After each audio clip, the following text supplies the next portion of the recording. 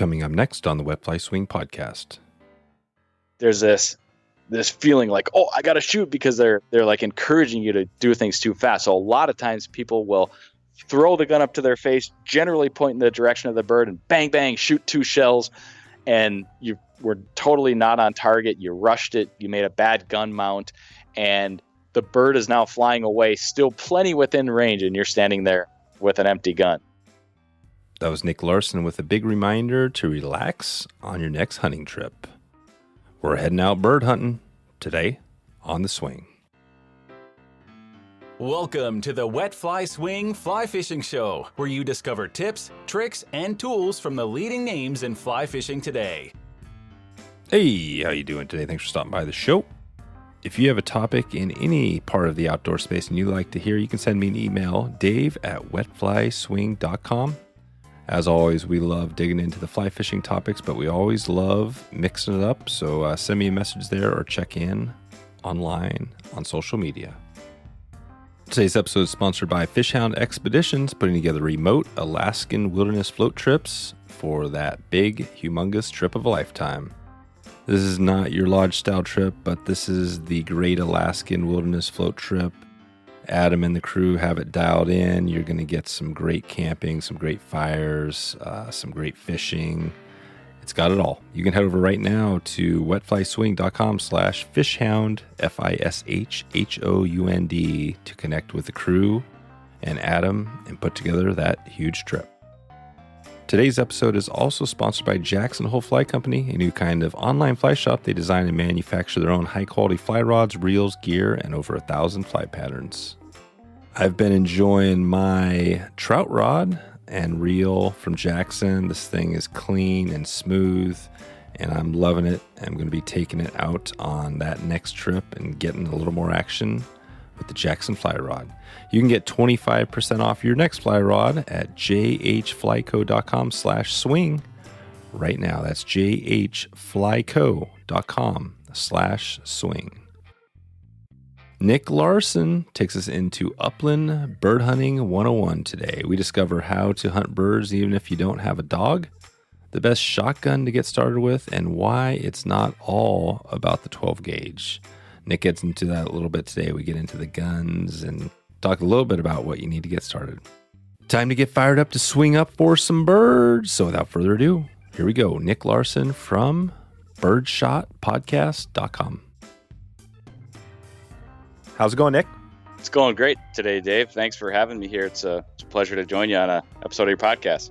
Yeah, thanks for putting some time together here to dig into some bird hunting. Upland. I've done a little bit of upland hunting out there, and I know there's a good chunk of our audience that also is interested in upland and hunting. And so I want to dig into that today. Before we get into it, you also have a great podcast, the Birdshot Podcast. I want to dig into that as well. But talk about how'd you get into hunting? Take us back real quick there. Yeah.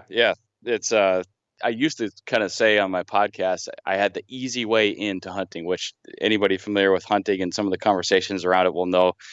I got started by my dad and my uncle. My family hunted. I wouldn't say they weren't nearly as avid of a bird hunter as I am.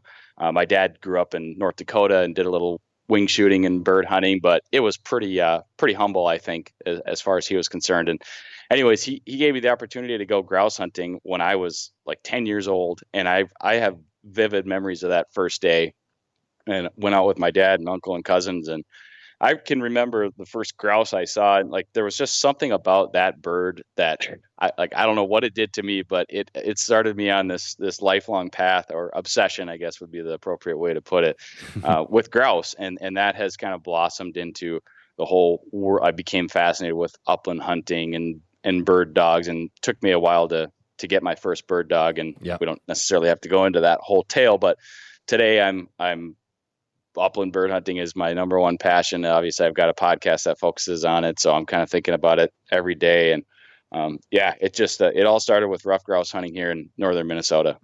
There you go, ruffed grouse. So that's very cool. And we've done a bunch of episodes around the Midwest. That's obviously a hot spot for fishing as well. And so, hunting, fishing, it kind of goes together. So the bird dog is an interesting part. We're going to dig in, and I want to talk to you about the species, because there's a bunch of different bird species we could talk about here. But the bird dogs is an interesting one, right? Because I mean, that seems like what a lot of people who bird hunt love. They talk about that, like, oh man, I do this because of the dog. But I've never had a dog. I've hunted with people with dogs, but can you do this right off the top without a dog, or do you really need a dog to get out there for upland? You definitely can do it without a dog, and that's what I did for 20 years or so. Like the first, or I don't know if it was 15 or 20, but a long time I did that, and that's. I mean, I think I would say you could hunt any upland bird without a dog, but some are going to be more approachable than others. And with ruffed grouse, the way that it works up here, we've got logging roads and trails, and we have enough access into the cover and into the places that the birds want to be, and they'll use these trails and these roads.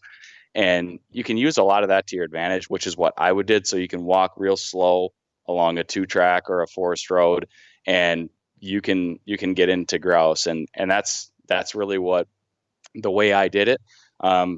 The dogs will change your life in many, many ways, and for the better. And they've completely spoiled me to hunting without a dog. I would, it's a very common thing. You'll hear people say, I would never go back to hunting without a dog. And it would be really hard for me to do that, knowing what I know now and hunting with dogs. But you absolutely can do it. So I wouldn't let that be be a stopping point for you, so to speak.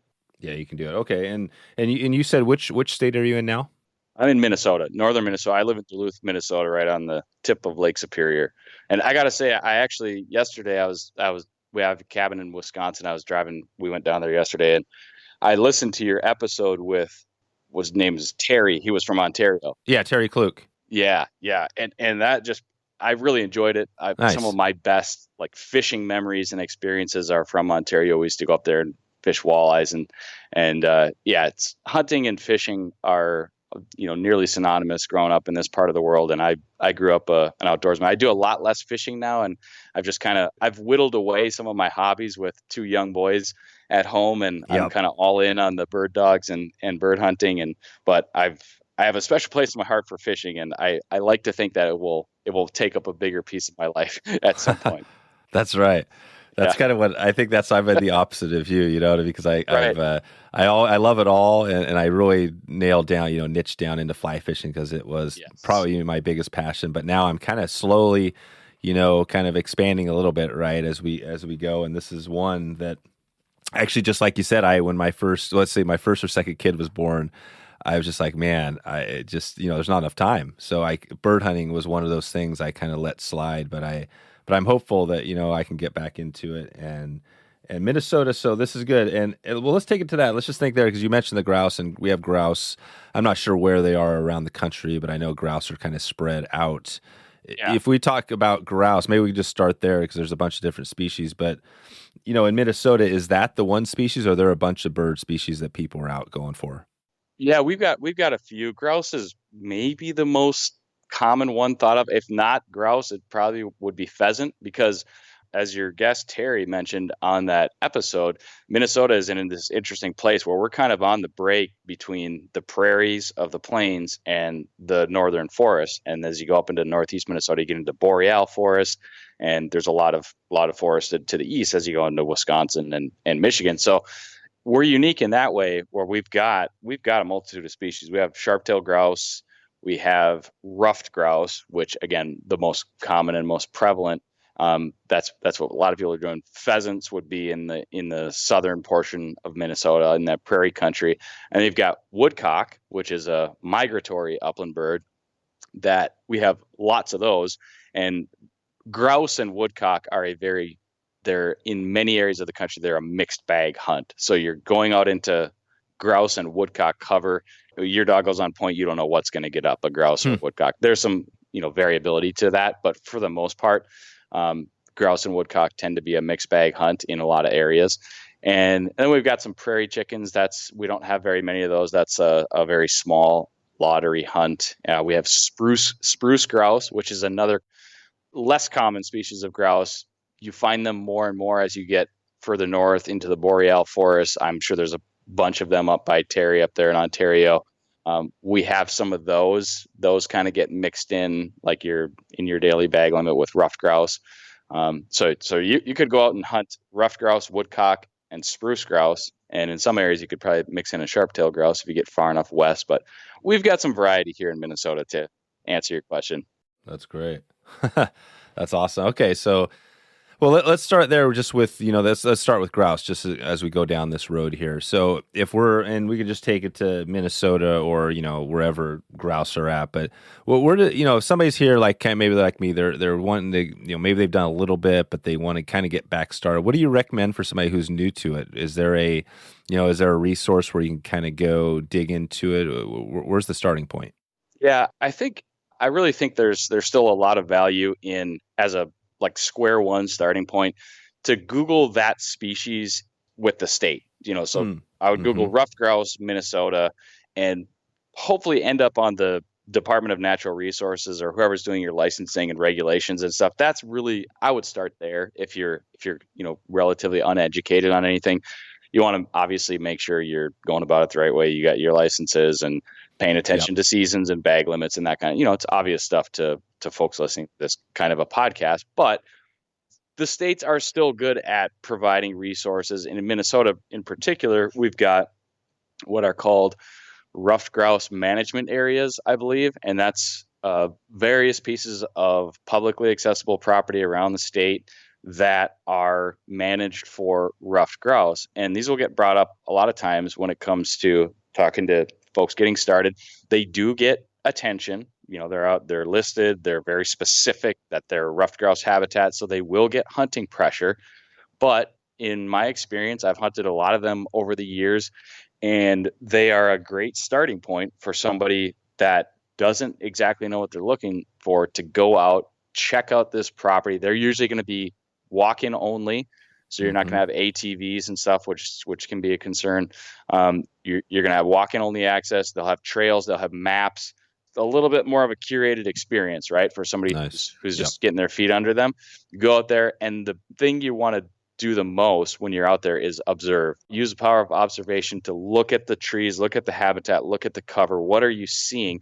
And especially if you flush a bird, pay attention to what's around. But you can then use that as an example to go out and explore the millions of acres of public land that we have access to try to find areas that would sort of replicate that experience, because there's lots of places to go hunt ruffed grouse. That's what we have a lot of public access to, forested cover, so you can get out there and do it. But there's definitely a learning curve to learning where they live and how to find them. So that's where those ruffed grouse management areas can come in real handy. Gotcha. So that's a good start. And where do you, so are you hunting kind of like all over the country, or where do you focus on your hunting if you talk about grouse? Yeah. So kind of going back to that sort of whittling away some of my hobbies and focusing, I mean, where I live, I have access to excellent ruffed grouse hunting, some of the best around. And that's just, northern Minnesota, Wisconsin, the Great Lakes are often sort of thrown in a bucket as the place to go for ruffed grouse. And that's because we've got really a timber industry that is not without its challenges and struggles, but it's still pumping along, and grouse need early successional forest habitat, a lot of which is created through logging and active forestry and sustainable forest management. So that's a big part of it. And that's why we have good resources and land access. So anyways, so I'm hunting here, and I can get a lot of my hunting in here, and I'm happy doing that. So I do that. But as I mentioned, I've kind of expanded, and I will now go. I mean, of all the weeks you could be talking to me, this is the week. On Saturday. Oh, this is it. Yeah, Saturday I'm going out west for my first hunt of the year, and this is something that, again, the dog sort of led me down this path, and my exploration of what's beyond my my grouse covers of Minnesota. I go out west I've gone to North Dakota, Montana, hunt sharp-tailed grouse and Hungarian partridge in September. It's a very common pilgrimage made by lots of upland bird hunters to go out to the prairies, and they typically open earlier in September than some of our grouse seasons here. And there's a contrast between hunting grouse here, where in September you've still got all the leaves are up, it's thick, it's hot, it's just not as enjoyable. But you can go out west, and it can be hot out west too, but you're walking short grass, you get to see the dogs run, and you're hunting a different species. So I go out and do that. I've done a little bit of pheasant hunting. I've been to South Dakota, some regional travel. I've been down to Louisiana for work. I was down there a few years ago hunting woodcock. I mentioned earlier, woodcock are a migratory species, so they're spending their summers and nesting and breeding up here in this country, and then they all migrate south down to Louisiana, Texas. They go down there, and so their seasons open up later, obviously, to follow the migration. So I've been down there to hunt. I've hunted ruffed grouse in a few different states, but relatively speaking, I haven't gone everywhere and done everything. And again, that kind of goes back to just I've got access to really great hunting here, and at this point in my life, I got to make hay as close to home as I possibly can. But I definitely have begun to explore other opportunities, and there's a lot of them. I mean, as everybody knows, this country has a lot to offer when it comes to terrain, topography, Big cover, time. habitat. So yeah, that's it's pretty diverse. That's always the challenge. Is yes, there's so many things, hunting, fishing, you name it, right? All these things is like, how do you focus your stuff? So this is cool. So the best time, you're saying like now you're heading over out kind of west a little bit, but when you look, if you just stick to your area there, What does the season look like, and what is the best time? Yeah, so we're going to open up. Ruffed grouse is going to open up around mid-September. Minnesota, the date varies a little bit. Some other states would be like September 15th would open but anyways, mid-September for the sake of this conversation. Ruffed grouse opens up, and as I mentioned, that's early season. So there's definitely there's like a story arc to the ruffed grouse season, and that early season is you've got young birds on the ground. You can get into it can be kind of boom or bust type hunting. You might walk a lot and not find anything, but then you might get into a family group of grouse, and you might flush 6, 7, 8 of them. Those are kind of some chaotic things that can happen on opening day. But primarily the theme for opening day is it's still too warm. There's too many leaves on the trees. There's still bugs in the woods. It's hot. It's muggy. It's sweaty. It's not that enjoyable. We go because it's hunting season, and it's this hunting season is this fleeting moment, right? So then you've got your kind of challenging early season conditions, and everybody's waiting for the temperatures to drop a little bit and the leaves to start falling. And as soon as that happens, obviously you've got the beautiful scenery in the woods. You've got colors everywhere. That's a really cool part of the grouse season, kind of late September, early October. But then when the leaves come down, that's when the primetime hunting begins. And that is primarily because two things. One, those family groups of grouse they're beginning to spread out. So they're kind of like they're in a solitary stage. They're not together all the time. So the grouse kind of disperse themselves in the woods. So you're in theory going to have more contacts. You're going to find more of them throughout the day, which adds to the hunt. But also when they actually do flush, you can see them because some of the weeds, the brush, the leaves is down. You can actually see and shoot and maybe even hit something. And so that's kind of October. So if you ask somebody, what's the best month to hunt grouse? I would say 9 out of 10 people are going to say October. Through my experience, I would kind of push on that a little bit and say, if I had to choose for a 4-week period, I would say the last 2 weeks in October and the first 2 weeks in November. And that really is the sweet spot for grouse, is when the temperatures have dipped, the leaves and cover are 70, 80, 90% down, and you do not have snow. And the big factor there, so we've always got the threat of winter on the tail end of our season, and our seasons stay open until roughly the end of the year. But a lot of times they are kind of ended on paper just by snow or blizzards. If you get too much snow, then the grouse hunting really changes, and people still go out and do it and go on snowshoes and that kind of thing. But it gets harder on the dogs. The birds, they start to group back up based on, contrasted with what I was telling you, they got really dispersed in the forest. As the season gets later, they start to group back up. So you get back into that boom or bust style hunting, and they really focus in on their winter habitat. But so it's that period of time when it's the beautiful, the temperatures are perfect, there's no snow on the ground, and you can hunt. And that's for this part of the world, that's kind of end of October, early November. And then you start throwing in deer seasons and all kinds of other activities going on in the woods, and that complicates things, but that's a kind of a synopsis of it. Right. That's great. And so we mentioned kind of, I guess, going back to the management areas, which sounds like a great place to start. What if you had, if somebody out there had a little bit of money, is there a big guiding, is that a big opportunity where people can say, hey, I get some money, I just want to go find somebody to take me out and learn this thing? Is that doable? Yeah, definitely. There are lots of grouse. I don't know about lots, like probably not relative to the fishing world. There's probably a lot less grouse guides, but right. They do exist and they are findable. I would be remiss if I didn't mention a buddy of mine who I work with. He has a grouse camp in Minnesota, Pineridge Grouse Camp. Oh, nice. They're in kind of north central Minnesota. You could call him up and book a stay and a guided grouse and woodcock hunt from basically the month of October is kind of their heyday. And in Minnesota, our firearms deer season usually starts the first Saturday in November. And when that happens, the amount of deer hunters in the woods at that time, most grouse hunters are not going out. No. Is it crazy? Is the deer hunting season, is that an area where there's just deer, like whitetail, right? Like everywhere? Not necessarily. Yeah, not necessarily. Deer hunting is a big tradition here in Minnesota. I've done a lot of it over the years. That's something that almost regrettably so I haven't done a whole lot of in the last few years. I do enjoy certain aspects, and there's deer camp is a big tradition here. So there's things like that going on. But yeah, I think we do maybe 500,000 deer hunters are out, on opening day, Saturday, roughly, give or take. And so if you're out in the forested areas or really anywhere in Minnesota, you're going to see people deer hunting.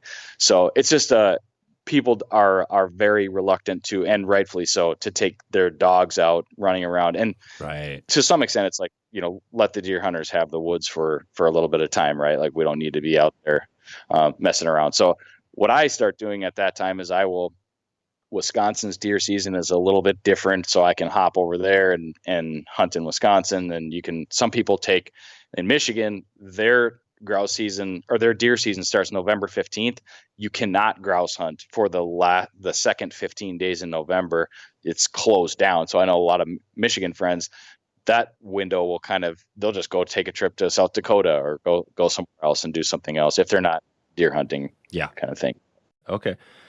So let's talk about a little bit about the hunt. So, and maybe for you, it sounds like you have a dog out there. Maybe we just talk about that. If you got a hunt coming up, and you have one. Did you say the next one coming up is in Montana?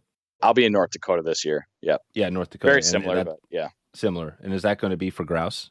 That will be for primarily sharp-tailed grouse.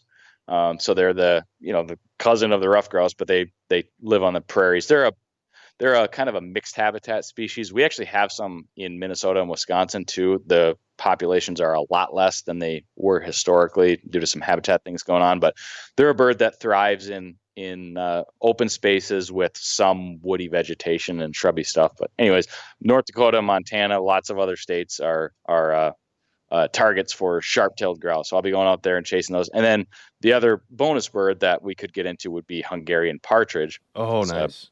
Non-native species. I forget where they were introduced. I think they were introduced a few times. Maybe it might have been up in like Alberta or Saskatchewan where they actually were introduced and it stuck, and then they kind of moved down, and you'll find them kind of all over the West. And again, we used to have more of those here too. I've never seen them in any areas of Minnesota or Wisconsin, but they're rumored to still be around. But anyways, those are the two birds you're primarily hunting when you go out west in September. There's pheasant out there, but those seasons don't open until October, and I will be come October. I'll be back here hunting in the woods. Yeah, that's right. Okay. And have you done this? Is this North Dakota going to be something that's going to be pretty? You know what to expect?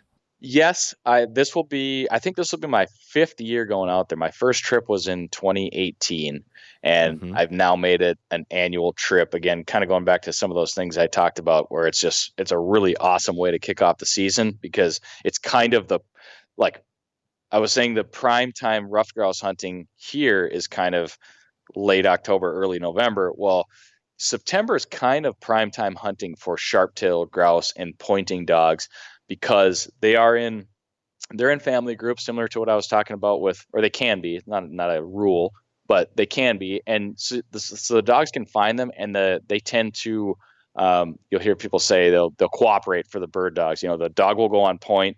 Say my dog goes on point 250 yards away. Well, I got to cover 250 yards of ground before I can get in there and even get a chance, right? So in September, your odds of those sharp-tailed grouse they're not necessarily going to sit completely still. They might kind of wander ahead through the grass, and the dog will stand there on point, and I'll walk in there, and my odds of walking up there and actually flushing the birds within range and getting a shot are much greater in September than they are in October and November. Now, I've never hunted them that late, apart from a random day or two here or there, but generally speaking, the sharptails tend to, as the food sources change on the landscape, they tend to really group up and get in big groups, and they become a lot less cooperative for dogs. So in that same scenario, your dog is out 250 yards, goes on point, I walk 100 yards, and then at 100 yards, the group of 20, 30 sharptails says, screw this, we're out of here, and they take off, and that can turn into a really frustrating day really, really fast. You got your dogs are doing great, the birds are not cooperating. Right. Those are some of the dynamics that come into play with bird dogs and everything. But yeah. So yes, if it would be a new experience, I've done this. This will be my 5th trip out there. Generally know what to expect. Really, really excited about some high quality hunting that we should have. And so far I'm hearing, because people are hunting in Montana already, and it's a big thing out west. People are paying attention to rain, how much grass, how much cover there was. Like if you remember last year, I'm sure the drought conversation was kind of all over. So there was a lot more questions and concerns about birds. And I still went out. We did fine last year, but it sounds like this year birds and cover are a whole lot better. So we'll find out in a few days. Yeah, sounds amazing. That sounds like a great trip. So you're going to be.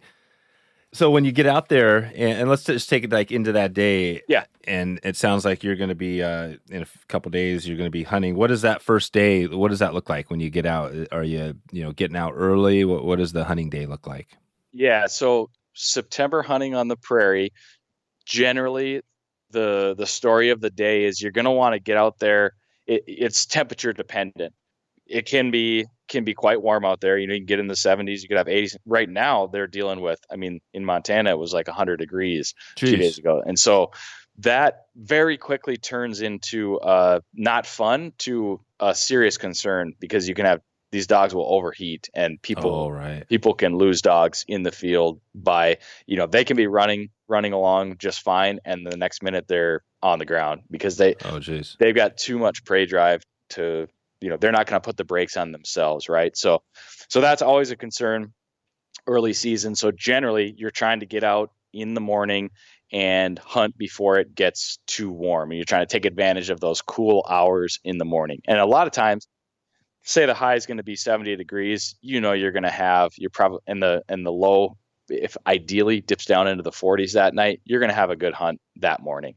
And again, for me, it's kind of, like it's my first hunt of the year, so I don't necessarily need to be grinding, pushing all day long. But if I can get out and get a good morning hunt in, and we get into some birds, then if it warms up and we're kind of kicking back, taking it easy the rest of the day, that's okay, right?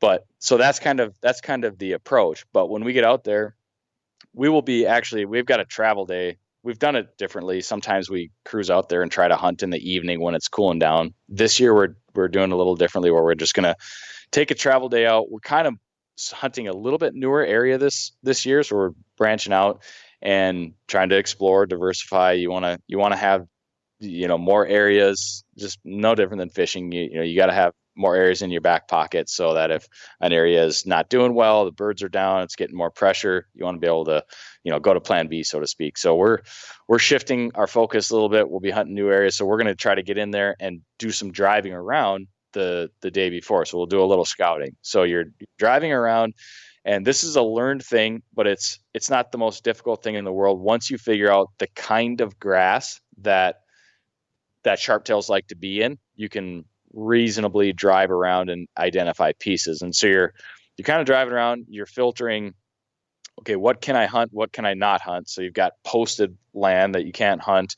And then you've got some public land. North Dakota doesn't have a lot of public land, but the one thing that you can still do, which is kind of unusual, you can hunt private property that is not posted. So, oh, wow. So there's still land out in North Dakota that, farmers farm it, they use it, it's private land, but they don't mind hunters out there. And that's cool. Really, it's really a privilege that is, as I mentioned, unusual. Most states have kind of done away with that. And the writing is kind of on the wall that may not always be the case in North Dakota. I hope it doesn't happen, but anyways, that's a story for a different day. But anyways, you're looking for land that you've got access to, and you can always go, if you see a farmer, or you can go knock on a door. That's an old thing. You can always do that. And lots of people find great places to hunt that way. But anyways, you're looking for a specific kind of grass that is likely to hold sharptails, and then fast forward to that next morning, basically you're getting out there and cutting the dogs loose. And that's like with pointing dogs, they're going to cover lots of ground that I won't. And that's one of the benefits of the pointing dogs that I run, is they're going to run 250, 250 yards. And there are dogs that are bred for the prairie and primarily hunt out there that are, 500, 600, 700, 800. I mean, there's extremes. So, wow. So my dogs aren't the biggest running dogs, and that's primarily because they're mainly grouse dogs, but they will go out there and cover ground. And I'm going to be walking, and they're kind of keying off me, handling. I'm going to, as best I can, walk them into areas that I think there are going to be birds, but more likely the dogs they learn to check objectives and check specific areas. And it's little subtle things in the cover, like you've got a big landscape of grass, you're going to have little berry patches or shrub pieces. And over time, as the dogs hunt more throughout their lives and contact birds, they learn to check those kinds of objectives. So they're running around, they're working the wind and scenting birds. And hopefully I'm watching my dog racing across a little knob or something, and they will stop. And they get bird scent, they stop and point, and then wow, you can bet that I'm heading that direction in a hurry. Today's episode is sponsored by Range Meal Bars, made in Vancouver, Washington by a small team of passionate outdoor enthusiasts. The Range team only uses the highest quality gluten-free ingredients that they feel good about fueling their adventures with, and they don't use brown rice syrup as a primary sweetener. You know that I love a good bar. I've always got a bar in my pack, in my pocket, in my vest. It's always right there because I always love. Sometimes I push it, and sometimes I need a bar to keep me going. So getting a bar that has got the flavor like Range, also packs a punch with 700 calories in each bar. It's basically like having a meal in your pocket. It's just the way to go. It's always good to have it. It's a safety thing. If you don't eat a lot, it's always good to have something like this on hand just in case. I've got one in my first aid kit as well. So this is what I recommend. This is what I love. I've eaten them all. I've eaten Cliff bars, Power bars, Pro bars, Luna bars, but there's nothing that packs a punch like Range. So you got to check them out. Right now you can get over to wetflyswing.com/range. That's Range Meal Bars, RANGE. You support this podcast by clicking through that link to check out Range. Okay, back to the show. So you're basically just, following your dogs around. They're leading the way. And then when they're pointing, they're essentially pointing at the birds. What's that look like as you approach from 100 yards out and you're getting ready to fire? Take us there. Yeah, well, I would say that picture you just painted is what basically motivates anyone like myself, any passionate upland bird hunter with a dog, to get up in the morning and go do it, is to be 100 yards out and see their dog standing with a pointing dog. There's flushing dogs, which I don't run, so I don't talk about them as much, but a lot of the same stuff applies to people hunting flushing dogs and pointing dogs. But anyways, you got a dog on point and you're walking in. That's what you live for. That's what you get up in the morning for, to see your dog on point. There's a tension in the air because you're you're wanting to walk in and flush the birds, and it's just there's anticipation. Everything is building. That's the pinnacle. And you walk up there, and there's nuances to, if your dog is on point, you're not going to walk right to the dog. You're assuming the birds are out ahead of the dog. And especially, say if we're out west on the prairie, I'm going to assume the birds could be further than they normally would, because the dog's getting a good steady breeze. So the birds could be 20, 30, 40 yards ahead of the dog. So you're kind of taking this arc, and I'm usually trying to come in at an angle, and there might be an objective too on the ground. This is kind of getting into the weeds, but there might be something that I'm looking at where I think the birds are going to be. So anyways, you're walking in and you're ready at that point. So your gun's kind of floating up and you're ready for action. And if all goes according to plan, you're going to get somewhere in front of your dog's nose. The dog's still standing there, and all of a sudden sharptails are going to start taking off out of the grass. It might be 1, might be 10.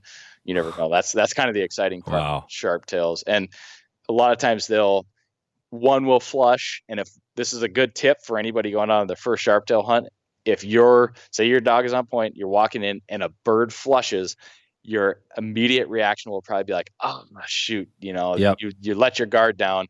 Never do that. Keep walking. There's probably more. And that's the habits of early season sharptails. They're usually in a group, and they will not all flush at the same time.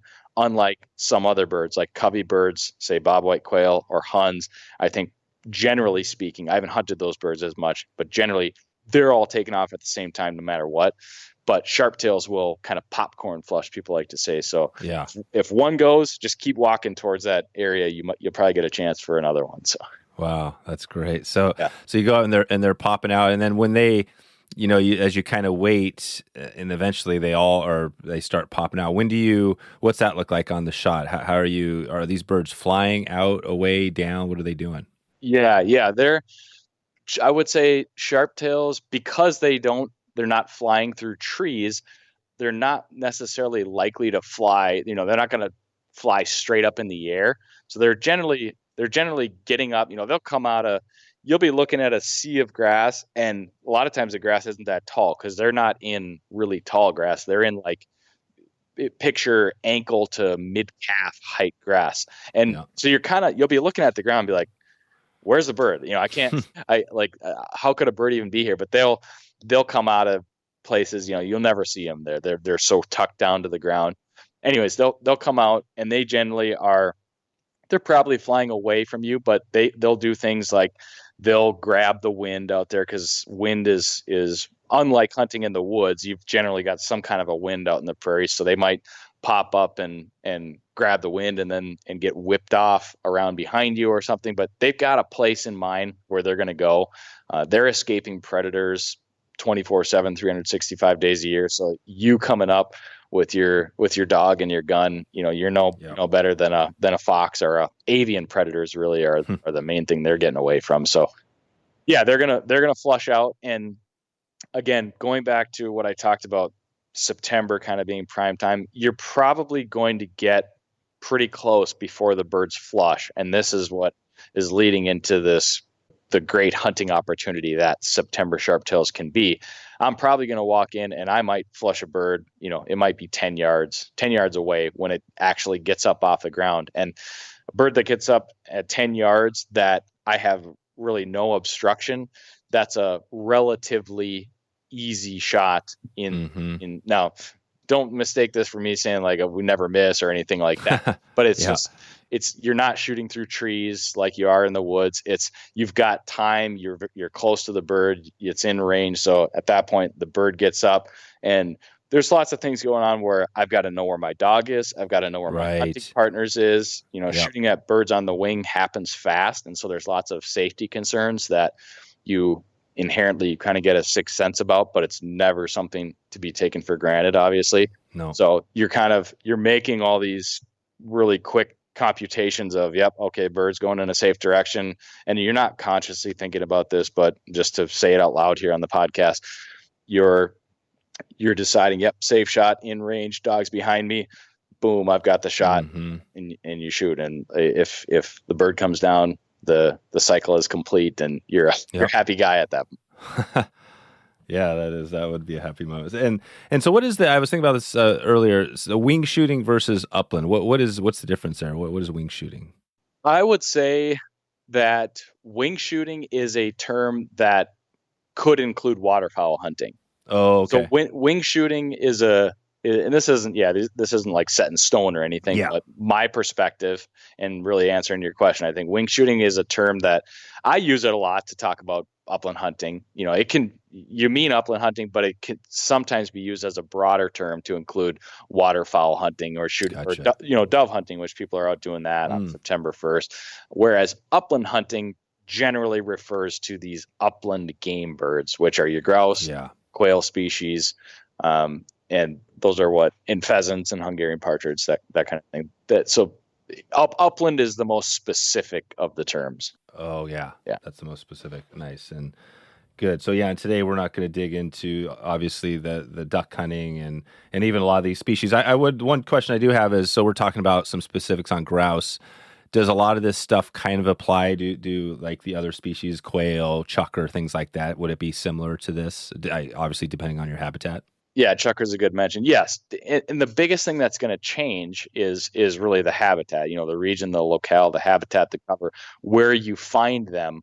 But the tactics, the techniques, the bird dog stuff, the shotgunning, the wing shooting, all of that stuff, can be generally applied to these other species. But you've got a lot of variation as far as where these birds live, how to find them, how to hunt them. And then there's, again, I can get into the nuance of hunting ruffed grouse and approaching points and all that kind of stuff all day long.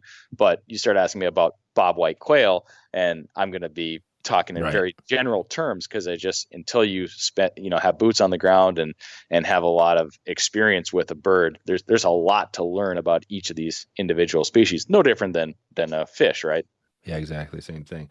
Well, and you talked about shooting, and shooting is another challenge, right? For some people, especially if you're new, you got a shotgun, and like you said, you don't want to blast your partner or your dog. That's a big, obviously the first thing. But then just shooting, right? The bird. So are you, how do you shoot, right? I mean, shooting is, once you get it, I guess like anything with practice, you kind of get a feel for it. But let's start with the gun real quick. So what is the gun? They got all sorts of over and under, side by sides, different guns. What would you recommend again for somebody maybe who's kind of getting into it? Is there a good type of gun, or what would you recommend there? Yeah, so that is definitely a rabbit hole of a conversation. And just to be clear, I work for Upland Gun Company, and we sell a very specific kind of gun. And I'm just saying that to say, like, of course, I love our guns, but our guns are, again, I was thinking about this when I was going to talk to you yesterday. Like, in the spectrum of fishing rods, you've got your Zebco that you go and grab. Well, that's the question here, is that, like, with the rods, it's so funny because 20 years ago, 30 years ago, they used to say with the fly rod that, there were differences, but now you almost can't buy a bad fly rod because of the technology. Is it kind of similar with guns, or is that not the same? I would say kind of, but it's probably a little bit more of a slippery slope than that, just because if you think about it, a shotgun, you're basically you're pointing a controlled explosion, and there's a lot going on in a shotgun, and they take a lot of strain and a lot of wear. So there are some shotguns made that it's not just necessarily about that you're not going to have as good of a feel as you would have like on, say, a fly rod, but you can have shotguns that, once they start to break, there's more going on internally there. So there's probably weight too, right? I mean, because depending on your size, if you're a kid or whatever, right, you need a lighter gun probably, right? But so, like, to get back to like starting point, like if somebody says, hey Nick, I'm just getting into upland hunting, I want to buy a shotgun, I want to buy one from you, I'm probably going to say, no, our guns are for your next gun maybe, or your third or your fourth gun. It's kind of, again, the guy that's been fishing for a long time, eventually you get a custom made bamboo rod or something, right? So that's what we do. But I was just trying to separate that. So starting out, there are lots of options for folks. That probably the classic gun that a lot of people start hunting with, I started hunting with this, is a Remington 870 Express. It's a pump action shotgun, kind of a go anywhere, do everything. They've got them in youth models. they're smaller. So whether you're male, female, you can find one that's sized for you. They are reliable. They're cost effective. And Yep. like I said, they can do anything. They're going to be heavier, and they're not going to be as well balanced or certainly functional, but a little bit different than, again, once you start getting into that higher end stuff. But the point of that is, like, again, coming back to this, don't let that stop. You don't need a fancy shotgun. You don't need a fancy this or that. Somebody like me that's been doing it for a long time, I've thought of every reason why I need expensive and fancy gear. So right. I've gone down that road just as a to torture myself, but it's all in good fun. But that's the beauty of upland hunting, is you don't need a whole lot. Go grab a Remington 870 Express and a pair of boots and hit the public lands, right? That's but perfect. I would say that if you told me, hey, I want to get into upland bird hunting and I'm committed to it, or you've done it for you've been out a few times and you're looking to get that next really upland specific gun, that's when I like a double gun for many reasons. And when I say double gun, I should clarify, I mean an over under, like you said, or a side by side. I tend to shoot side by sides. I would say the debate between over unders and side by sides is probably a little too deep for this conversation, but those are both commonly referred to as a double gun or a break action gun. And so that's a gun that you got a top lever and it breaks open in the middle where you load the gun from the breech. It does not have a pump action or a semi-automatic action. The reason people like those guns in the uplands is generally 2 shots is plenty before you need to reload. There are examples where it's not, but 2 shots is plenty for most opportunities. And with a double gun, you can break it open. It's a nearly completely safe gun. It can't fire when it's broke open. And so that's appreciated, especially if you got new hunters out there. They can have the gun broke open. You can sort of walk with the field with it broke open. Right. That's cool. And you should never assume a gun is 100% safe unless it's completely empty, not loaded. But again, that's kind of like just gun safety stuff. But double guns tend to set up really well for upland hunting. They tend to be lighter weight. They've got good balance. They're made for carrying a long ways and shooting a little. Those are kind of the best ways to describe it. Like, generally talking upland hunting, you're walking a lot, you're covering lots of ground, you're getting into some birds, but you're not shooting a box of shells every day. Now, again, there are examples of that where you might, but it's very common to go out and walk a few miles through the woods and, maybe you shoot 1 or 2 times. And so you're wanting a gun that performs in those moments, but for most of the day, it's easy to carry, easy to maneuver through the cover with, and it's not weighing you down as you're covering ground. All right, perfect. And on then just keeping it general, like 12 gauge, 20 gauge. I mean, is there any time you would not use a 12 gauge, or is that pretty much the standard? I would say that, like, if you do a survey of all upland bird hunters, 12 gauge is going to be the most common because it just is. But I would say that 20 gauge is probably the more common gun for avid upland bird, or people that are just doing it more than just very casual upland bird hunting. The modern 20 gauge can pretty much, with some advances in ammunition and technology, I've gone down the deep end on all this stuff, but the 20 gauge is probably what you're going to see most guys hunting with bird dogs using. I would say it's probably a 20 gauge.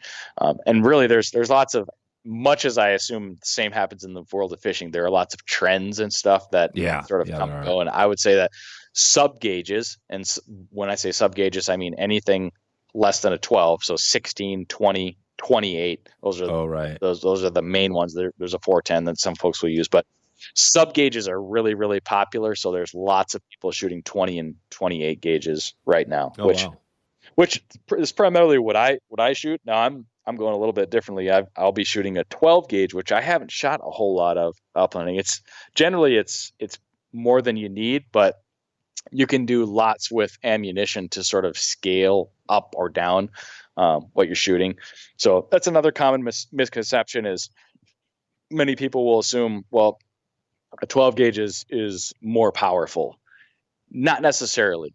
Generally speaking, it can shoot more payload and shoot more of it than a smaller gauge, but you can also scale down a 12 gauge. I could shoot a quote 28 gauge round out of a 12 gauge, and there are even some reasons why you might consider doing that. Again, really in-depth conversation there, but you pick one of the common gauges, and I would say for someone starting out, like a 20 gauge is hard to go wrong with, because that ammo in a normal ammo environment, we've had some strange things going on in the last couple of years, but normally speaking, you're going to be able to find 12 and 20 gauge ammo pretty regularly, and it's going to be the cheapest and the most cost effective. So again, somebody says, what gauge should I get for my first gun? There might be some species, like if you said primarily I'm going to be a pheasant hunter, maybe you get a 12 gauge, but for the most part, I would think a lot of people start with a good 20 gauge. That's it, 20 gauge. And that's where it comes back to with the gun, is that if you want the all-around gun that can shoot, ducks, geese, whatever it is, then the 12 gauge, because then you can go bigger. But the 20 gauge, for upland would be a good gun. And just to wrap this up, again, so if I came to you and with your gun company that you work for, if I was like, okay, I've got the 870, but I really want to get something really nice, just to, or maybe it's a present for somebody, right? Something like that. What would be the upland gun, say, for what we've been talking about today? What would be one? Is there a model you'd recommend to be real cool, or is there just a bunch? Well, it's primarily like kind of what we do is fairly unique, and that's allowing people to. All of our guns are made to order, which is pretty. It's not unusual in the fishing rod world, I don't think, but in the shotgun world, it's something that it was more common, and it's in today's day and age, it's kind of become unattainable. The price is so, like a made to order gun from England, which is the extreme, that's like $100,000 or more. So that's obviously out of reach for many, many people. What we do is we're doing custom guns from Italy, made to order, and they start at 2,000 and go up from there. Now that sort of price point, I mean, there's a lot of people that would never spend more than $2,000 on a gun. Yeah. But obviously, a lot more people can afford a $2,000 to $5,000 shotgun than say $100,000 shotgun. So, but our customers they're choosing. You're making one big decision, which is side by side or over under. And once you get into, there's differences between those two. But once you get into one of those sort of models, platforms, then you're just sort of the things that people are debating over are how long do I want the barrels to be? What grip do I want? What forend do I want? And then you get into fancy engraving or not fancy engravings or finishings. And then the piece of wood on a double gun is always, it's the most unique. It's, there's only one piece of wood that goes on your gun. You're the only one that has that, even though everybody's might have the same barrels in action. There's one piece of wood. And so people get into that, myself included, the figure or the character of the piece of wood. So cool. You're coming to us and you're building a side by side or an over under, and you're picking out exactly the configuration you want, and you're choosing the piece of wood and what Italy's got excellent engravers, and so guys will send in a picture of their bird dog and get their dog engraved on the bottom of their gun, and those are things that are again fairly unique to what we do at this point, but people really enjoy it. It's fun to help people build those guns that they're super proud of. So yeah, I love that. And it's the same with the fly rod. You're out there fishing, and you could start out with a very inexpensive rod, no problem. But as you get into it, sometimes you find you're like, oh man, I'm sitting out there fishing with this rod. It's cool to have a custom rod, built with the story behind it too. That's awesome. Yeah, and it's as you know, like you get lost in this conversation of like, is it more functional? Well, probably not, but this is a hobby and this is a pastime for a lot of us, and we do get excited about it. And a lot of times it comes down to aesthetics, and you just want to have something like that again you're proud of. You enjoy going out into fishing the stream or hunting my grouse cover and looking down at that beautiful gun. That's something that I've come to enjoy. Yeah. What is the taking it back to the birds? So the grouse are like you're saying they're popping out like popcorn. What's the Do you have like a shooting tip, like for somebody, again, maybe that's done a little bit of shooting, but is there anything you would just throw out there like, okay, this might help you the next time you're shooting at some birds? I would say that it's taking your time, which is a really hard thing to do. There's a saying that I'm blanking on. You might be able to help me with. It's like slow is smooth and smooth is fast. Right. You think you want to because when these birds flush, they flush with authority. They're usually fairly they're like plump birds. They don't have huge wings. They're not made for flying long distances, but the way that their wings have adapted is now sharptails can fly plenty far, so don't mistake that. But when they're flushing, they're flapping their wings and it's chaotic and it's crazy. And so there's at least for me, there's this feeling like, oh, I got to shoot, because they're like encouraging you to do things too fast. So a lot of times people will throw the gun up to their face, generally point in the direction of the bird, and bang, bang, shoot 2 shells. And you were totally not on target. You rushed it. You made a bad gun mount, and the bird is now flying away, still plenty within range, and you're standing there with an empty gun. So maybe the guy with the semi-auto, he's got the third shot. He fires 2 throwaway shots, and then he finally focuses and gets it with his third. But the tip would be, when that bird gets up, do your darndest to try to maintain composure. You've got more time than you think. Again, these we're shooting shotgun shells. They can reach out and touch a bird that if it gets up and in range, you're better off. Focusing on a consistent gun mount is something that will help a lot of people. And that's one thing that it does come with time. And a lot of people just sort of pick up a gun and start shooting. Like you're saying, it's unusual to have real coaching in wing shooting or instruction. And a lot of that can be really good for you, but it's just not the way that a lot of us get started hunting. So focusing on your gun mount and maintaining your composure when those birds get up can really help you out. Yeah, for that.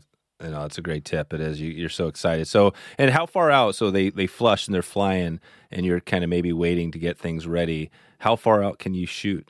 I guess it depends on the shell, the gun. There's a lot of it depends in that, but I would say generally speaking, most people are dropping upland birds in 30 yards or less.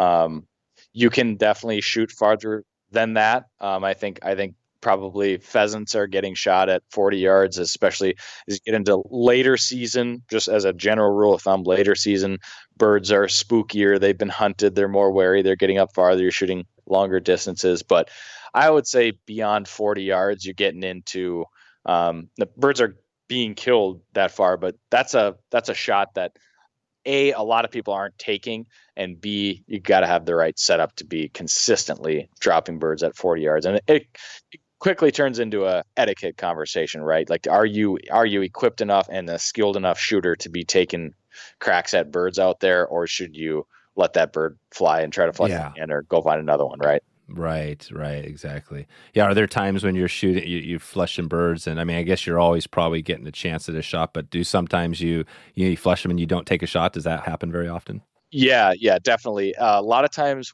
it will happen. Like where I hunt in the forest a lot, like it's hard to get a shot there just because you can't. These birds are flying through trees, and shooting is just a lot more challenging in the forest. But the main thing that would prevent me from taking a shot is a low flush. If they get up, and if every bird got up and flew about 2 or 3 feet off the ground, not many of them would get killed, because A, that's where our dogs are. So you have to be really careful for that. But it's just harder to shoot birds lower to the ground. If they get up and put some blue sky underneath their belly and give you a nice silhouette against the sky, that's a bird that's probably in trouble. So generally the higher they flush, the better of an opportunity is, because it's going to be recognized as a safe shot a lot faster. But B, it's easier to shoot a rising bird like that. But yeah, a lot of times in the grouse woods, if they flush low over your dog, I mean, nobody's taking a shot anywhere near their dog. It's, you don't want to risk that. And dogs get shot. Accidents happen and stuff. And it's just it's fun to talk about all this stuff. But again, you're talking about shooting guns, firearm safety. Yeah. A lot of times I breeze over that, and that's just because we're talking about things that are more fun to talk about. But let me just put an emphasis. I mean, when it comes to gun safety and firearm safety, like that is the number one priority when it comes to hunting. Yeah, I know. You hear all those crazy stories. I remember back in high school, whatever, college, you hear the crazy stories about somebody's friend, Yep. Shooting their cowboy hat off their head or something like that, right? And you just Right. like, wow.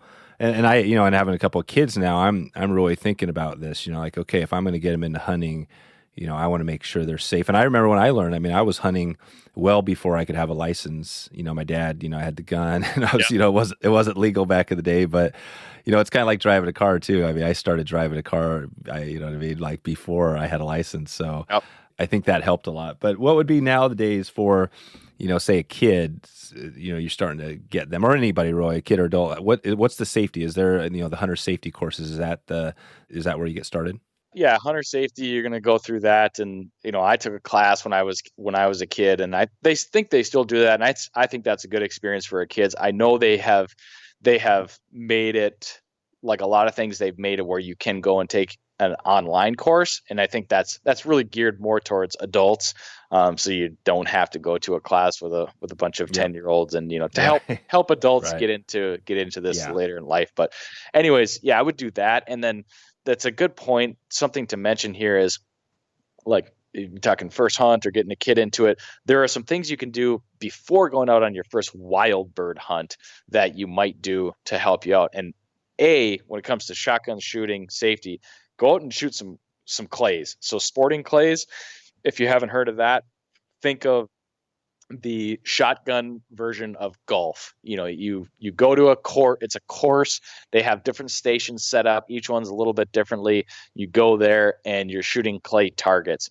It's a safe environment, as long as you're obviously following some rules here, but it's a controlled scenario, controlled environment, a great place to go build confidence with your gun and prove to yourself that you can, because wing shooting is, like you kind of mentioned earlier, it's like shotgunning it's an athletic movement. It's their confidence is your foundation for that. You've got to be consistent and confident in your shooting. So doing that and learning that on the clays course is a great place to go, so that when you do get out into that wild bird hunting experience where there are variables that are not in control, like on that clays course, you can at least kind of fall back on the consistency and the confidence you built up shooting clays. And then there's kind of an in-between step that some folks will use, a hunting preserve, where you're going and they've got pen raised birds that they're putting out, and you're in a field. Again, more variables under control than wild bird hunting. That's not the primary thing that, like, a lot of folks that would listen to my podcast are interested in, but a lot of people will use those hunting preserves. Number one, because unfortunately we don't have wild bird populations everywhere. So for some people, it's like the only thing they can do close to home. But number two, if you've got a young hunter or a new hunter, again, it can be a more controlled environment. And there are some reasons why people would do that step before, say, going wild bird hunting. Love that. Those are killer tips. Kind of like going to the trout pond, Yeah, exactly. The trout pond. Yeah, same thing. I think and I haven't been to either. And the clay targets course is interesting because I haven't really been to. I have, like, right here sitting next to me, one of those old like wooden handled. My dad gave it to me. Yeah, the thrower, right? And it actually works great. Yeah. You toss it out there and you huck it and you do it. But you're talking about actually going to a course where they're doing it for you and you're just shooting. Yeah. And it's, again, whatever's easier for you. If you got a thrower and you got a friend and you want to go buy a box of clays, sometimes that can be less intimidating. If you go to a course, sometimes they can be, kind of formal, and if it's real busy or whatever. A lot of the courses now are, like, sporting clays is a game for sure, and it has evolved beyond, like, when it started, it was kind of for practice for hunting. But like a lot of things, it's sort of evolved now, and there's competition and there's there's money and that kind of stuff. So if you go to a sporting clays course, you're very likely going to see some targets that are going to be not like birds, and they're also, especially if you're a new shooter, they're going to be beyond your capabilities of hit. I mean, there's plenty of targets that are beyond my capabilities as a wing shooter. But the cool thing about a lot of sporting clays now, what they have is it's kind of a self-service. So a lot of the stations will have this little kiosk where you load up a card, like a credit card with your targets, and you put that into the kiosk, and then you're there with a buddy and you've got the controller and you're throwing the clays. So you don't have to play the game. You can just shoot the targets that you want to shoot and do whatever you want. You're not keeping score or anything like that. So if you can find a club that has that self-service and you can go there when it's not crazy busy and do your thing, that's a great form of practice. You don't have to do anything else. But like you said, you can also grab a box of clays and a thrower and go out to a gravel pit or somewhere where they allow you to shoot clays and do that on your own too. So today's episode is sponsored by Angler's Coffee. Joe's been doing this for over 40 years now, and the Angler's Coffee team roasts a full range of coffee with one goal in mind, delivering excellent coffee to every single angler. Responsibly sourced from farms using sustainable growing practices, you can rest easy knowing you're doing your part. Joe also roasts and ships within 48 hours to assure freshness. Can't wait to get on the river and crack out that next cup of coffee. That's going to be coming soon, and there's only one thing that I love about equally as coffee. You know what that is. But if I had to pick one, I think I'd have to stick with Angler's Coffee, and that's what I'd go with. They've also got a dry dropper on-the-go tea bag option that makes it real easy. All you need is a little hot water. You can add it and mix it in, and you're good to go. It's time to step up to great coffee and more impact for the fish species and causes that we love. You can check out Anglers right now. wetflyswing.com/anglers is the best place to go. That's Anglers, ANGLERS, to support this podcast and a sustainable, amazing coffee company. Okay, back to the show. So I want to talk a little bit as we, start to think about wrapping this up. Hunting without a dog. We mentioned that at the start, but I did want to dig into the podcast because we mentioned that you got the Birdshot Podcast, yeah. And I love digging into a little on the podcasting stuff. So talk about that first on the podcast. Where when you look at, I know you have a bunch of different diverse episodes. How do you go about?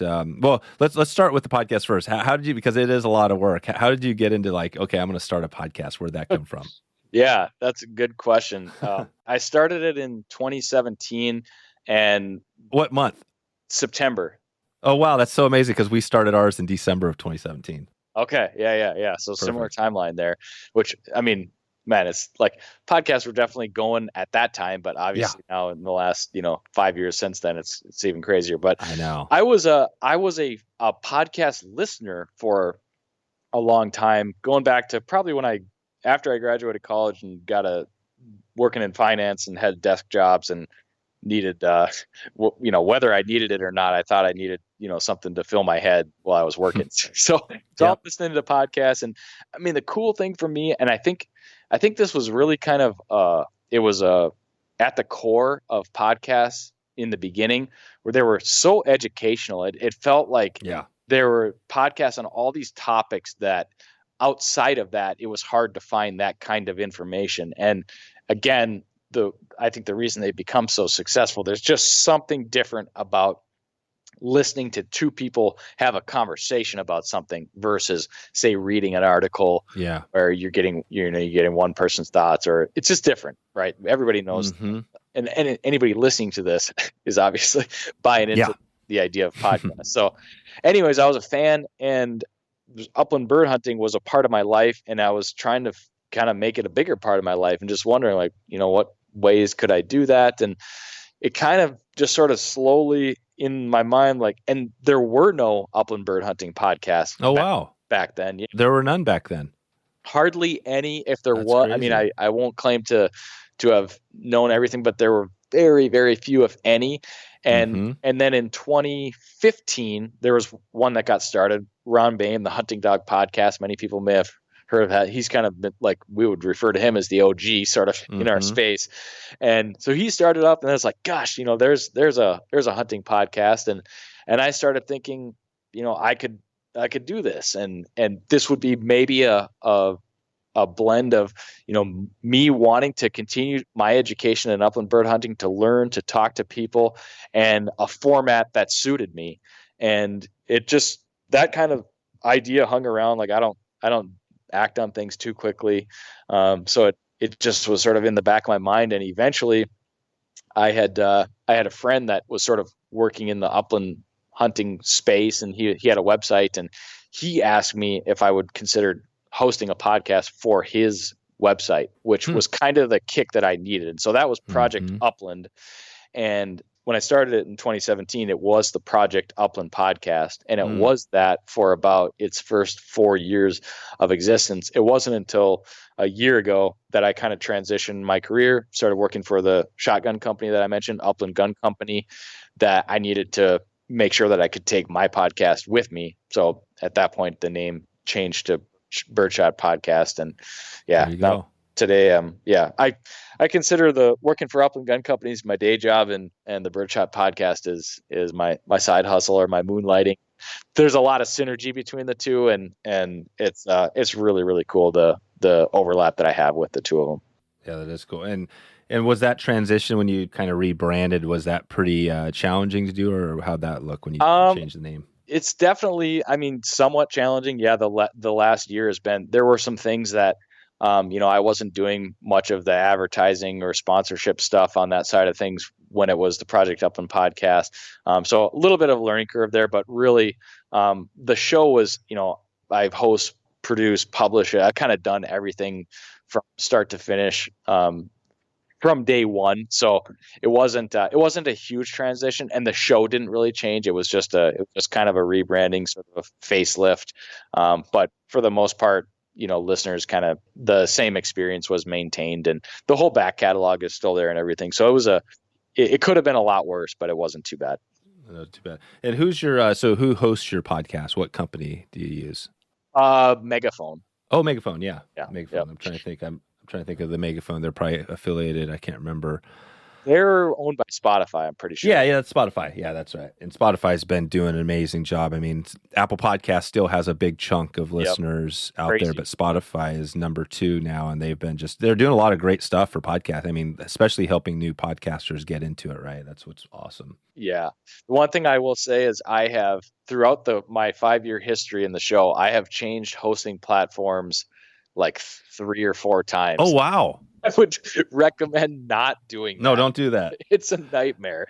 Don't do that. Yeah, when I first started in 2017, I was like, I don't know what your experience was, but I was Googling around, where do I host it? And at that time, a lot of things were recommended. Libsyn was one of them, but it was not like the front runner, so to speak, at that point. So I ended up on Blog Talk Radio. Back in 2017, and did that for a year. And I don't even remember, honestly, at this time, what it was that got me thinking like, this is just not working out. But then I switched, and then I Googled in 2018. And at that time, it was like, you need to be on Libsyn or you need to be on Blueberry, one of those two. And Blueberry had an integrated WordPress app and plugin before everybody else did. And so I went with Blueberry. Sure. And I was on that for 3 years. And then that was fine. But when I switched to Birdshot, I switched my website. So there was some stuff going on behind the scenes there. And then when I ultimately realized like I needed more analytics and stuff, that's what ultimately led me to Megaphone when I did fully switch over Birdshot last year. So now I've been on Megaphone. I've been happy there. But anybody thinking about starting a podcast, get on a good one and don't change. Yeah, and don't change. I know. That's kind of the way I feel. We've been with Libsyn since the start, and they've been great. And I think they do some good educational stuff too. But there's another one, I always love to give a shout out to Buzzsprout, who also is kind of a little bit newer, but they've got some good educational stuff. So, and they make it really easy to get into it. But yeah, it sounds like we had a similar journey. I remember in mine, 2015, I was doing some stuff kind of in the online space, and same as you, I was listening to podcasts and loving it. And I just set a goal like in 2015 that I'm going to start a podcast. And then exactly 2 years later, our podcast launched. So. Yeah. That's about same here. Same deal. Nice. Well, let's just we're going to take it out of here. I just quickly I want to talk about this. So without a dog, so you're hunting like you said. You've got say whatever. You're kind of out there in the forest. So probably the good thing, you just kind of like you said, find some habitat and just slowly hunt around. What would be one tip you give for somebody that's hunting without a dog? Say, out in your area or anywhere around the country. Yeah. That's a really great question, and something I would want to know if I were in that situation. With ruffed grouse, when it comes to hunting here, like slow was my friend. When I was doing that, I was walking really slow. And you'll hear people, if you do enough reading on ruffed grouse, you'll hear people say you walk through the woods and stop. And if you stop every 100 yards or so, sooner or later, you're going to stop within the vicinity of a grouse. And when you stop, they get unsettled and are likely to move, make a sound, or flush. And so that is a method that people will employ, especially if you don't have dogs. You walk a little bit and stop. And, over time, you learn what birdie looking cover is and areas. And so you start to get that sixth sense, no different than fishing or anything like that. But for just starting out, I slow would be one thing I would recommend, because the flip side of that is if you stroll along at a steady pace, you could walk within 5 or 10 feet of a grouse and they will just let you walk right by. Oh, wow. They'll stand like a statue. Right. You'll walk right by them and they won't move. So you want to kind of vary your pace and that kind of thing. And that's why people are saying to stop, to give you some sort of an advantage, because without a dog, the bird's got a lot bigger advantage on you. I don't know if that same thing would apply to every species. I've thought about this, like knowing what I know now about sharptails. I think I could probably go out and hunt sharp-tailed grouse. Because my dogs have found so many for me in the last 4 years, I feel like I've seen enough of a pattern where I could go out and find them. But if I hadn't hunted them with a dog, I really do think it would be, I'd be wanting to do some more reading and research. And that's one thing we've got a lot of access to between podcasts, YouTube videos, articles, blogs. You can really do a deep dive on the habitat and the cover and the vegetation of any upland game bird species. And while that's maybe not for folks always the most fun thing to do, I would highly encourage you to dive into some resources and really educate yourself on the bird and its daily habits and routines as much as you possibly can to go out and chase them. And what'll happen is you'll know more about the bird. You'll be better at finding them, but you also have a deeper appreciation for the bird. That's what I've found over the years. The more I understand about them and know about their habits and habitat, just the better the overall experience is for me. Right. And where is that? So those resources, is that kind of like a book or podcast, or, there must be tons. What would you recommend? What would be one resource that you might do? I guess it depends. Yeah, I mean, if you like podcasts, don't hesitate to Google the species and podcasts. There's probably something out there, because the Upland Bird podcast space has grown just like every other podcast space. So that's one for folks listening to this show.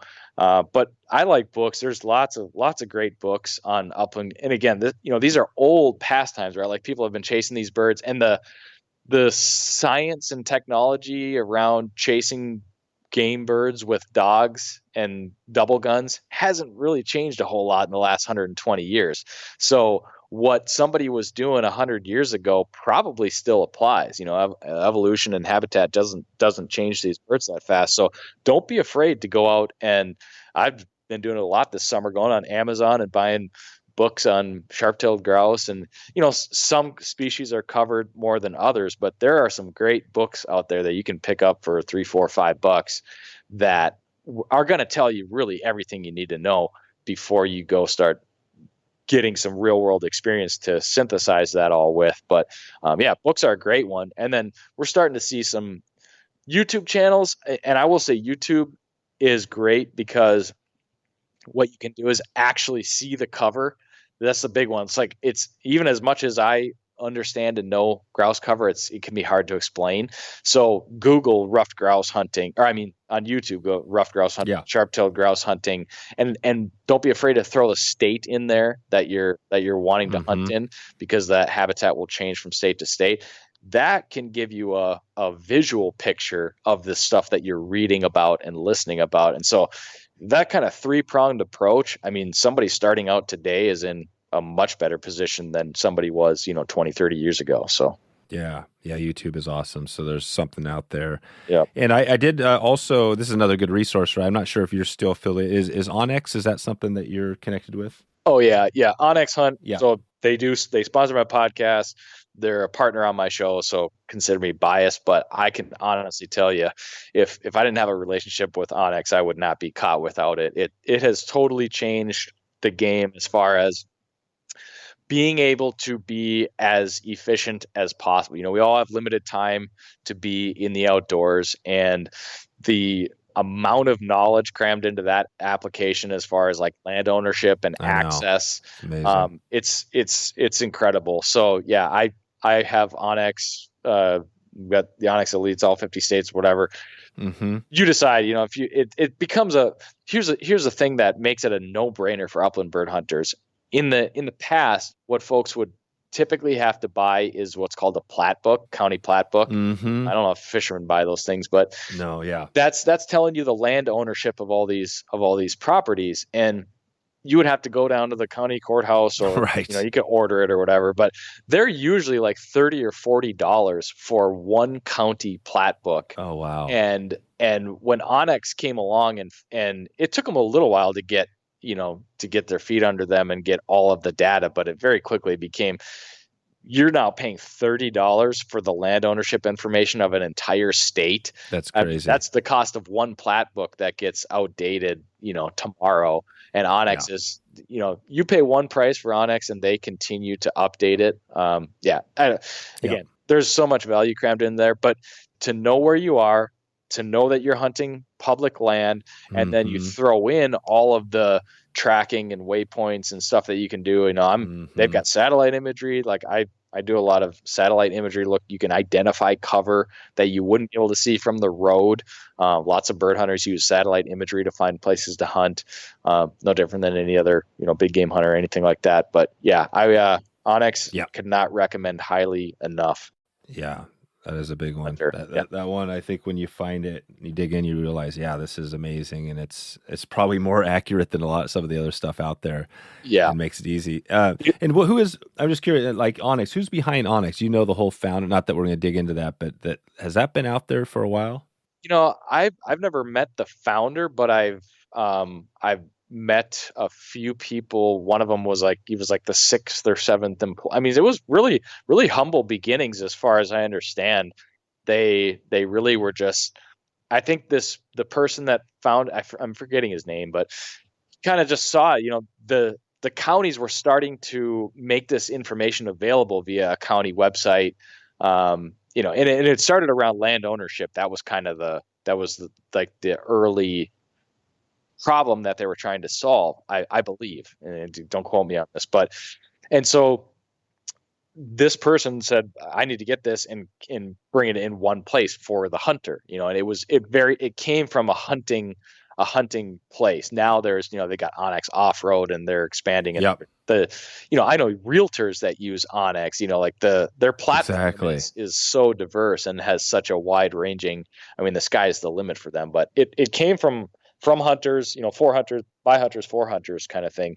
And it really, really grew. And I think obviously where it quickly sort of hit that, it started out on chips that you would put in your Garmin, so if you're taking your Garmin GPS into an area with no cell service. Well, what has really helped OnX is obviously now everybody's got a high-powered computer in their pocket, smartphone that can run this stuff, and you get service in a lot of areas too, so you can use this stuff on the fly. And so as technology has improved, that platform has incredibly improved. And I do all my mapping on the phone because I'll use the computer version for doing scouting for this trip that I've got this week. You just a bigger screen, and it's so awesome. Everything syncs now, so anything I do on my computer syncs to my phone. You can download offline maps.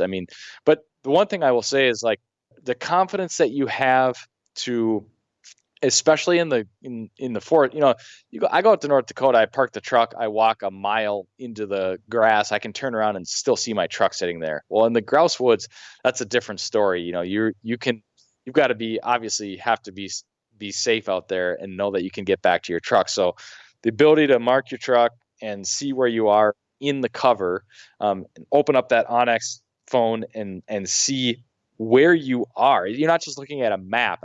That's the big difference with this little device, is that you can see where you are, so you can see, okay, I've got to go around this swamp, or I want to go up here, down there. All that to say, that gives you a lot of confidence to get out into these wild places where these birds lived. And that has allowed me to become a much more efficient hunter. Now, I can't say that without saying it's an electronic device. Yeah. It's technology. We've got to have our compass. We've got to in the grouse woods. The way I do it is I always have usually 2 compasses on me. And I know if I park on an east-west road and I head north into this bird cover, I will know, like, if the S hits the fan, I've got to head south to get out of here. I know my bailout direction to hit that road. So we don't ever fully trust our electronic devices, but for the most part, that's what I'm using 99% of the time. Perfect. Well, let's just take it out of here. In the I always loved when I can your podcast. It sounds like you listen to some podcasts. So, what are your most recent podcasts you've listened to? If you say maybe your top 3 or something like that. That's a great question. I've got some that come in and out of my rotation. Usually, I listen to at least one episode of the Joe Rogan podcast every week. Yeah. Definitely one of my favorites. And a way that a podcast that mine has sort of been modeled after in some ways. Another hunter, right? Like Rogan, he's a hunter. Yeah. Have you? Now, here's another question. Well, just on the people you get, because we're probably going to miss this one, but. Rogan obviously is like the biggest podcaster in the world. Is he somebody that if you could get him on your show, you'd be interested in chatting with? I mean, I've listened to him enough to know I don't think he has any interest in these little birds that I. Oh, he doesn't. He's not a bird hunter. Carried away. That's right. He did. I really think that his hunting interviews were the things that caught my. I don't know when I started listening to his show, but. That did catch my attention. It was like, oh, wow, he's interviewing Steven Rinella or whatever way back when. And so that's what got me started to listen to him. But more importantly, like some of the very first podcasts that I started listening to back in 2012 or whenever that was, they were more related to like performance or nutrition or that kind of stuff, which that's my favorite thing about Rogan is one week he's talking about hunting and then the next week he's talking about human performance and fitness and nutrition. I love that stuff. I'm just kind of diverse in my interests in that way. So that's why I appreciate him. I'd love to talk to him about bird hunting, but I know they did a turkey hunt on one of the episodes he did with Steven Rinella, I think. And it was him and Brian Callen, and they kind of seemed like, what are we out here chasing these birds around for? That's awesome. But he loves his elk. Yeah. I think that's who got him started. I think that's who got Rinella started was Rogan, right? From the beginning. I think he's the one. Yeah. I listened to some of the other there's other upland bird hunting podcasts. And again, as we talked about throughout the conversation, like I've got a pretty specific knowledge base and interest in hunting ruffed grouse in this part of the world. But when I go to other areas or I like to learn about other birds, I listen to other shows for that because there's other people that have experience with different birds and that kind of thing. So yeah, that's perfect. Nice, Nick. Well, this has been a lot of fun. I think, like a lot of these things, you probably feel the same way. You could talk for another hour or so, right? Yeah. It's all sorts of great topics. But I appreciate you expanding on, grouse hunting for sure and just upland bird in general. And, we'll be sending people your way if they have questions for you at the birdshotpodcast.com. And, I just want to thank you for coming on today. Dave, I really appreciate it. I enjoyed chatting with you. And like I said, I enjoyed listening to that episode you did with Terry about Ontario and fishing. And it's one of the cool things about podcasts. You can kind of jump into another world, for 60 minutes or so. And I appreciate it. I really enjoyed chatting with you about bird hunting. Always happy to share. And thanks for the opportunity, man. So there it is. You can go to wetflyswing.com/373 right now. 373 will get you the goods. Quick reminder and question: if you have a hunting topic or just a topic in the outdoor space, something in general you'd love me to dig into, I'd love to hear about it from you. You can send me an email, dave@wetflyswing.com. Check in with me there and just put in the subject line, just say episode and let me know what you think. Is there anything we've been missing? Maybe that's another fly fishing episode. If you have anything coming up, just give me a heads up, and I am going to do my best to get that on for you. I'm going to get out of here because we got a trip coming up. I got to get out of town, so I'm going to cut this one short and sweet, and I'm not going to fluff it around right now. So I hope that you I hope that you are having a great evening, a great morning, or good afternoon, wherever you are. And I hope to catch you on the water or maybe online. Talk to you soon. Thanks for listening to the Wet Fly Swing Fly Fishing Show. For notes and links from this episode, visit wetflyswing.com.